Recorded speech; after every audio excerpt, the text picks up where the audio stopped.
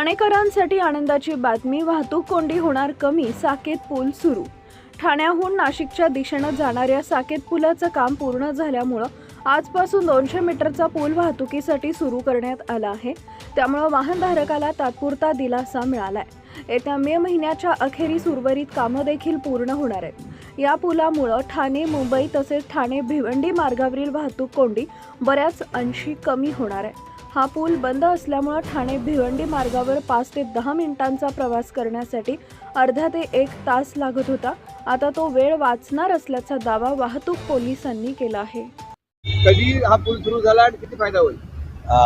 सर्वप्रथम MSRDC आणि national highway अथॉरिटीचे अधिकारी आणि टीमचे अभिनंदन, त्यांना शुभेच्छा देखील की आता नुकताच आम्ही हा ब्रिज वाहतुकीसाठी सुरू करून देण्यात आलेला आहे। आता वाहनांची रेलचल पण वाढलेली आहे, वाहनं देखील मोठ्या प्रमाणामध्ये नाशिकच्या दिशेने जोरात जात आहेत। कॉन्क्रीटचा ब्रिज आहे, मोठा आहे, त्यामुळे पूर्वी जो वाहन चालकांना त्रास व्हायचा, स्लो जायचे, आता त्याच्यामध्ये थोडासा फरक पडून गती वाढून जाईल। बराचसा परिणाम जो पावसाळ्यामधला आमचा त्रास होता, या वाहन चालकांचा जो त्रास होता, तो देखील दूर होणार। आता वॅकेशन येते, 10वी-12वीचे परीक्षा चालू आहे, त्यामुळे वाहन चालकांना देखील मोठ्या प्रमाणात दिलासा मिळेल। Thank you. Subscribe now and press the bell icon. Never miss an update.